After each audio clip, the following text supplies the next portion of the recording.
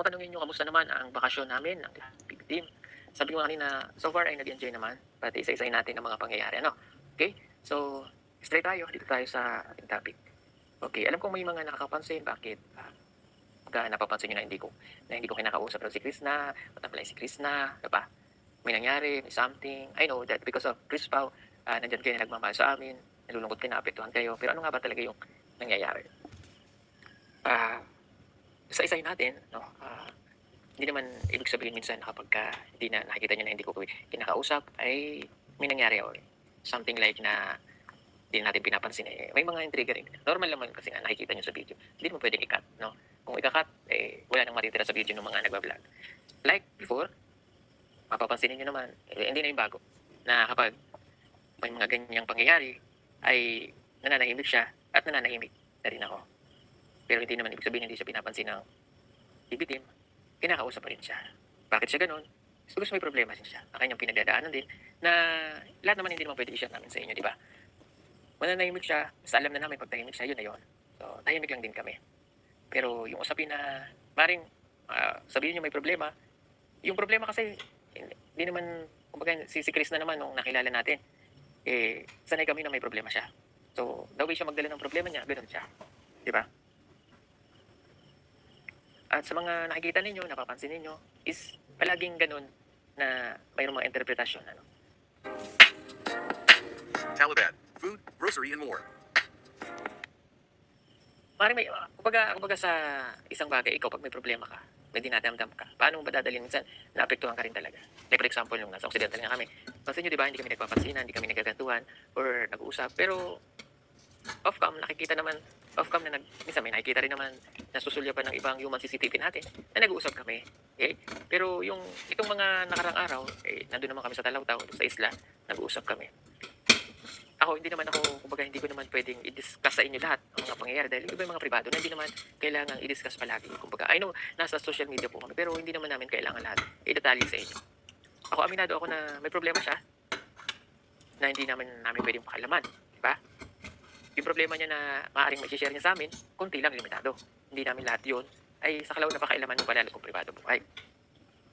Binibigyan namin siya ng privacy na, kumbaga, siya, kanya lang yun. Na hindi na kailangan, kung may ma-share sa amin, for example sa pamilya, nag-a-advise kami kung ano yung dapat gawin. Pero more on, talagang hindi naman kailangan, hindi naman namin yun pinapakialaman.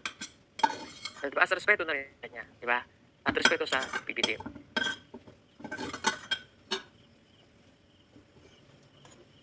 Okay. And, bukod doon, yes, sa aminin ko, may nagkaroon ng konting problema sa mga nangyari. Pero hindi naman to the point na apektado yung yung sa kung ano man yung relasyon or what, di ba? Iyon hindi lang naman sa, kumbaga, hindi sa yung pinoprotektahan ko palagi, ang PB team. Ay, alam ko, kilala ko naman ng PB team lahat. Pero, ito naman, hindi naman kailangan lagi lahat nga. Sabi ko, hindi naman kailangan lahat i-share. So, sa grupo talaga, mayroon talagang isang tao na sabihin natin na hindi natin in-expect na ganyan. Although, kilala naman namin siya. Sinasabi ko po sa grupo ng PB team. Ang PB team, kami, umalis kami dito, masaya kami. Punta kami ng Mindoro, masaya kami. Pero mayroon tayong isang tao na nagiging dahilan ng mga bagay-bagay. So, kayo, alam niyo naman yung kunting kibot ninyo. Sorry for my word, kasi Tagalog kumbaga. Alam niyo yung pakiramdam ninyo sa isang tao na gano'n, no? Na nagkakaroon ng negative sa isang grupo. But dahil kami ng PB team ay okay lang sa amin, inaayos namin na kami lang din nagresolba niyan. No? So, kung kilala nyo lahat ng PB Team Davao, we're all okay. Even yung nasa Luzon na sumama sa amin, we're all okay. Pero may lang talagang isang tao na naging dahilan kung bakit nagkaganyan. So, inayos naman namin and yun nga sabi ko sa inyo, hindi ko siya pwedeng, hindi naman na kailangang sabihin pa sa inyo. Actually na okay, naging okay naman at naayos ko naman.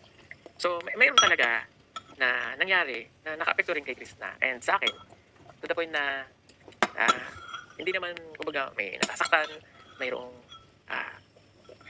sumasama loob. Ako, personally, sumama loob ko sa taong yan dahil sa nangyari. But, nagkikip silent lang tayo. And pinapaunawa ko pa rin sa kanila na manatiling kalmado lang para maging masaya, no? At hindi masira yung bakasyon, yung ganun. So, inayos naman namin. Masasahan nyo na lang kung hindi ko pwedeng itatali sa inyo lahat ng nangyari. At least meron kayong idea na kung bakit ganun, ano. So, ang ano dito is, sa bawat pagkakamali ng isang tao, mayroon tayong aral na matututunan dito. So kung hindi ko man siya pinansin, not because ganun kalaki yung problema, yun ay dahil meron akong nakita isang bagay na nagawa na kailangan ko na eksplanasyon. Diba? Bakit nagawa? And nag-usap naman kami, naging maayos. Siyempre pag ang isang tao ay may problema, na dinadala rin nga niya. Makikita mo yung sa reaksyon ng mukha niya. Pero hindi to the point na malala yung sitwasyon na ganito ganyan, tulad ng mga nababasa namin sa mga comments, na yung mga ano ba, yung mga parang harassment na yung ibang comment. Okay kami.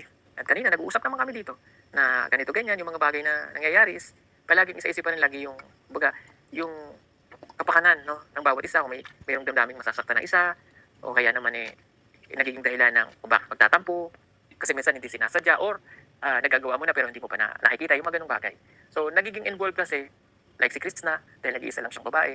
So, kumbaga yung overprotective ng PB team sa kanya ay ganun, na pinapangalagaan siya para hindi siya, alam mo yun, dahil nag-iisa siyang babae sa PB team. So, talagang napaka-protektado ng PB team sa kanya.